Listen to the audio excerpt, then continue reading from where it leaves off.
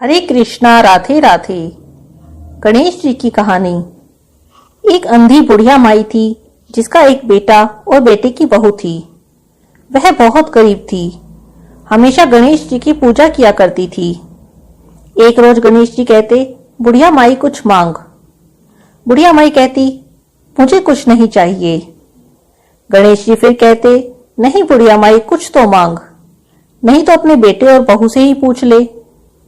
तो वह बुढ़िया अपने बेटे से बोली। बेटे ने कहा, माँ धन दौलत मांग ले। फिर बहू से पूछा तो उसने कहा, सासू जी पोता मांग लो। बुढ़िया माई ने सोचा, ये दोनों तो अपने मतलब की चीज मांग रहे हैं। सो वह पड़ोसन से जाकर कहने लगी कि मुझे गणेश जी ने कहा है कि कुछ मांग। बेटा कहता है कि धन मांग ले और बहू कहती है कि पोता मांग ले। तब पड़ोसन बोली, ना तू धन मांग ना तू पोता मांग, तू थोड़े दिन तो जिएगी, सो तू आंखें मांग ले। उसने पड़ोसन की बात भी नहीं मानी। घर पर जाकर सोचा, बेटा बहू खुश हो वह भी मांग लूं और अपने मतलब की चीज भी हो जाए। दूसरे दिन गणेश जी आए तो बोले, बुढ़िया माई कुछ मांग। वह बोली, आंख दे जिसे सोने के कटोरे में पोता दूध पीता दिखे। सुहाग दे, निरोगी काया दे, 9 करोड़ की माया दे। बेटा पोता पड़पोते, दुनिया में भाई भतीजे, सारे परिवार को सुख दे, मोक्ष दे। तब गणेश जी कहने लगे, माई तूने तो मुझे ठग लिया और सब कुछ मांग लिया, पर जैसा तूने कहा है सब कुछ ऐसा ही होगा। यह कहकर गणेश जी अंतर्ध्यान हो गए। बुढ़िया माई के उसी प्रकार का सब कुछ हो गया जैसा उसने मांगा था। हे गणेश जी महाराज, जैसे बुढ़िया माई को दिया वैसे सबको देना। तारा भोजन की कहानी। एक साहूकार की बहू तारा भोजन कर रही थी। उसने अपनी सास से कहा, सासू जी मेरी कहानी सुन लो। सास बोली, मुझे तो पूजा पाठ करना है, मेरे पास तो समय नहीं है। जेठानी के पास गई, भाभी जी मेरी कहानी सुन लो। जेठानी भी बोली, मुझे तो अभी खाना बनाना है। देवरानी से कहा, तुम मेरी तारा भोजन की कहानी सुन लो। तो वह बोली, मुझे तो स्कूल भेजना है बच्चों को, उन्हें देरी हो रही है। तब उसने ननद से कहा, दीदी जी मेरी कहानी सुन लो। ननद बोली, मेरे तो ससुराल से बुलावा आया है और मुझे ससुराल जाने की तैयारी करनी है। जब सबने मना कर दिया तब वह राजा के पास गई कि आप मेरी कहानी सुन लो। राजा बोला, मुझे तो व्यापार का काम करना है, हिसाब किताब देखना है, मेरे पास इसके लिए समय नहीं है। अब वह दौड़ी हुई पड़ोसन के पास गई और पड़ोसन से कहने लगी, बहन मेरी कहानी सुन लो। वह बोली, हाँ बहन सुना दो। साहूकार की बहू ने कहानी सुनाई और पड़ोसन ने सुनी और हुंकारा भी भरा। इस तरह से पूरा कार्तिक हो गया। भगवान विमान लेकर आए। साहूकार की बहू विमान में बैठकर जाने लगी तो सास दौड़ी आई और बोली, बहू मैं भी तेरे साथ चलूंगी। वह बोली, आप तो अपनी पूजा पाठ करो। जेठानी कहने लगी, मुझको तो ले चलो। वह बोली, ना जी, आपको तो खाना वगैरह बनाना है। देवरानी आई, मैं तो चलूं। वह बोली, तुम्हें बच्चों को तैयार करके स्कूल नहीं भेजना, तुम कैसे चलोगी। ननद आई कि भाभी मुझे ले चलो। उसने कहा, नहीं दीदी जी, आपको तो ससुराल जाने की तैयारी करनी है। तब दौड़े दौड़े राजा जी आए कि मैं चलता हूं। वह बोली, नहीं जी, आपको तो कारोबार संभालना है, आप कैसे चल सकेंगे। अब पड़ोसन कहने लगी, बहन मैं चलूं। वह बोली, हाँ बहन तू चल, तूने तो पूरे कार्तिक मेरी कहानी सुनी है। दोनों विमान में बैठकर स्वर्ग जाने लगी। रास्ते में बहू को अभिमान हो गया। वह सोचने लगी, मैंने कहानी कही कार्तिक की, तब मुझे स्वर्ग का वास मिला। पड़ोसन ने ना तो व्रत किया, केवल कहानी सुनी, मेरे कारण इसे भी स्वर्ग मिल गया। भगवान ने उसे वहीं विमान से नीचे छोड़ दिया। वह पूछने लगी कि भगवान मेरा क्या अपराध है जो मुझे छोड़कर जा रहे हो। तब भगवान बोले, तूने अभिमान किया, अब फिर से 3 साल का तारा भोजन व्रत कर, तब जाकर तुझे स्वर्ग मिलेगा। धर्मराज की कहानी। एक बुढ़िया माई थी, व्रत नियम बहुत रखती थी। एक दिन भगवान के घर से यमदूत लेने आए।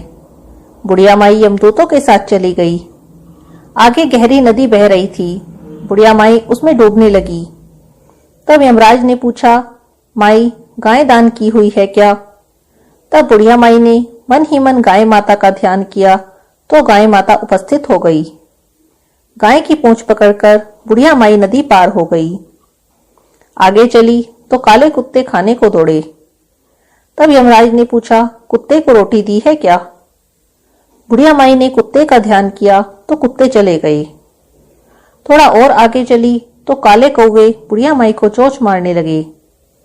तब यमराज जी ने कहा कि ब्राह्मण की बेटी को सिर में तेल लगाने को दिया है कि या नहीं? बुढ़िया माई ने ब्राह्मण की बेटी को याद किया, तब कौवे ने चोंच मारना छोड़ दिया। आगे गई तो पैरों में कांटे चुभने लगे। तब यमराज बोले, कभी चप्पल दान की है? बुढ़िया माई ने याद किया तो चप्पल पैरों में आ गई।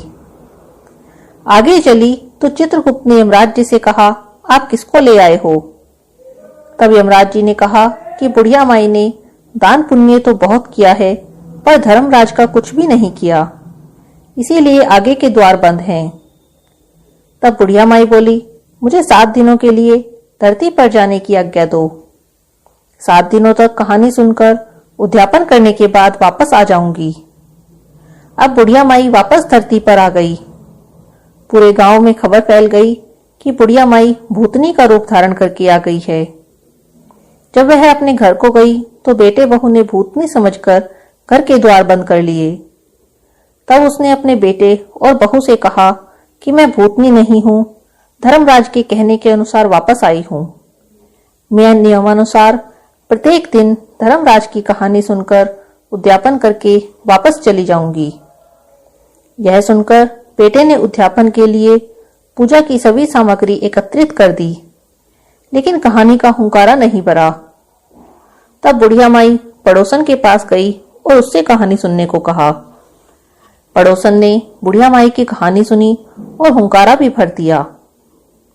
बुढ़िया माई ने 7 दिनों के बाद कहानी सुनकर उद्यापन कर दिया और सभी सम्मान दान कर दिया। तब धर्मराज जी ने बुढ़िया माई के लिए धरती पर विमान भेजा। विमान देखकर सभी गांववासी स्वर्ग जाने को तैयार हो गए। बुढ़िया माई बोली, मेरी कहानी तो सिर्फ पड़ोसन ने सुनी है। तो सभी गांव वालों ने बुढ़िया माई के पैर पकड़ लिए और धर्मराज की कहानी सुनाने के लिए आग्रह करने लगे। कहानी सुनने के बाद सभी विमान में बैठकर स्वर्ग पहुंचे। तो धर्मराज जी ने कहा कि मैंने तो सिर्फ बुढ़िया माई के लिए विमान भेजा था, यहाँ पर तो सारे गांव वाले एकत्रित हो गए। तब बुढ़िया माई ने कहा, मेरी कहानी इन सभी ने सुनी है, इसीलिए आधा पुण्य इनको भी दे दो। तब धर्मराज जी ने सभी गांववासियों को स्वर्ग में वास दिया। सो हे धर्मराज जी, जैसे बुढ़िया माई को स्वर्ग में वास दिया, कहते सुनते हुंकारा भरने वाले को सबको स्वर्ग में वास देना। पोपाबाई की कहानी। एक पोपाबाई थी, वह नियम व्रत बहुत रखती थी। एक दिन अपने भाई भाभी से बोली कि मैं शादी नहीं करूंगी, मेरी झोपड़ी गांव के बाहर बनवा दो, और गांव की स्त्रियों से कहा कि आप अपनी गाय और बछड़े मेरे यहाँ घास फूस चढ़ने को भेज दिया करो, बचा कुचा भोजन मुझे दे दिया करो। एक दिन नगर का राजा शिकार खेलने जंगल में गया। जंगल में झोपड़ी देखकर वहीं रुक गया और बोला, इस झोपड़ी में कौन रहता है? जब अंदर से कोई आवाज सुनाई नहीं दी तो वह बार बार दरवाजा खटखटाने लगा। तब पोपाबाई उठी और बोली, कौन है जो मेरे द्वार पर आवाज दे रहा है? तब राजा ने कहा, मैं इस नगर का राजा हूं और तेरे साथ विवाह करूंगा। तब पोपाबाई ने कहा कि जहां से आए हो वहीं चले जाओ, मैं पराये पुरुष का मुंह भी नहीं देखती। राजा जबरदस्ती पोपाबाई को उठाकर ले जाने लगा। रास्ते में ही पोपाबाई ने राजा को श्राप दिया कि उसका सारा राजपाट नष्ट हो जाए। जब वह नगर में पहुंचा तो रानियां कहने लगी, आप इसको वापस इसकी झोपड़ी में छोड़कर आओ।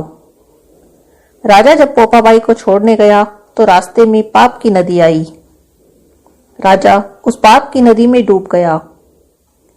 पोपाबाई धर्मराज जी के यहाँ पहुंची तो धर्मराज जी ने पोपाबाई को स्वर्ग का राज दे दिया। एक बार एक सेठ सेठानी मृत्यु लोक से स्वर्ग लोक को सिधारे। प्रवेश करने के लिए स्वर्ग का द्वार बंद देखकर उन्होंने धर्मराज जी को द्वार खोलने का आग्रह किया। तब धर्मराज जी ने कहा कि इस द्वार पर पोपाबाई का राज है। तब सेठ सेठानी ने कहा कि हम तो पोपाबाई को नहीं जानते। धर्मराज जी ने कहा कि 7 दिन तक मृत्युलोक में जाकर 8 खोपरा में राई भरकर 5 कपड़ा ऊपर रखकर कहानी सुनकर उद्यापन करें और कह दें कि राज है पोपाबाई का, लेखा लेगी राई राई का। सब बोलो पोपाबाई की जय। विष्णु भगवान की कहानी। एक सेठ सेठानी थे। सेठानी विष्णु भगवान की पूजा करती थी, लेकिन सेठ को ये सब अच्छा नहीं लगता था। सेठ ने सेठानी को घर से निकाल दिया। वह चलते चलते जंगल में पहुंच गई। वहां 4 आदमी मिट्टी खोद रहे थे। सेठानी वहां जाकर बोली, भाई मुझे नौकरी पर रख लो। उन्होंने उसे नौकरी पर रख लिया। मिट्टी खोदने से सेठानी के हाथ में छाले पड़ गए और सिर के बाल उड़ गए। वो आदमी बोले, बहन तुम अच्छे घर की लगती हो, तुम हमारे घर का काम कर दिया करो। वो उसे अपने घर ले गए। वह रोज 4 मुट्ठी अनाज लाते थे और चारों बांटकर खाते थे। सेठानी बोली, कल से 8 मुट्ठी अनाज लेकर आना। अगले दिन से वे 8 मुट्ठी अनाज लाने लगे। वे पड़ोसन से आग मांग लाई और भोजन बनाया। विष्णु भगवान को भोग लगाया और सबको परोसा। भाई बोले, बहन भोजन तो बहुत स्वाद है। बहन बोली, भगवान का झूठा है, स्वाद तो होगा ही। उधर सेठ भूखा मरने लगा। सब बोले, सेठानी के भाग का खाया करता था। सेठ सेठानी को ढूंढने के लिए निकल गया। ढूंढते ढूंढते वह भी उसी जंगल में आ गया। वहां उसने उन्हीं 4 आदमियों को मिट्टी खोदते हुए देखा। उनसे कहने लगा, भाई मुझे नौकरी पर रख लो। वे बोले, हाँ भाई चल तू भी मिट्टी खोद ले। अब वह सेठ भी मिट्टी खोदने लग गया। उसके भी हाथ में छाले पड़ गए और सिर के बाल उड़ गए। वो आदमी बोले, भाई तुम अच्छे घर के लगते हो, तुम हमारे घर पर काम करो। वह उसे अपने घर ले गए। वहां जाकर सेठ ने सेठानी को पहचान लिया, लेकिन सेठानी ने नहीं पहचाना क्योंकि वह तो घूंघट में रहती थी। सेठानी ने भोजन बनाया, विष्णु भगवान का भोग लगाया और सबको परोसने लगी। जब सेठ की थाली परोसने लगी तो भगवान विष्णु ने हाथ पकड़ लिया। भाई बोले, बहन ये क्या कर रही हो? बहन बोली, भाई मैं तो कुछ भी नहीं कर रही, मेरा हाथ तो भगवान विष्णु ने पकड़ रखा है। भाई बोले, हमें भी भगवान के दर्शन करवाओ। तब सेठानी ने भगवान से प्रार्थना करी और भगवान विष्णु ने सबको दर्शन दिए। सेठ ने सेठानी से माफी मांगी। भाइयों ने बहन को बहुत सारा धन देकर विदा कर दिया। अब सेठ सेठानी दोनों मिलकर भगवान विष्णु की पूजा करने लगे। उनके अन्न धन के भंडार भर गए। संक्रांत से कहानी का नेम ले। 1 साल तक कहानी कहकर भगवान विष्णु का पीला पीतांबर, पाव चने, पाव गुड़, 5.25 रुपए, लक्ष्मी जी का श्रृंगार का सामान, साड़ी और दक्षिणा दें। विष्णु भगवान की जय। हरे कृष्णा, राधे राधे।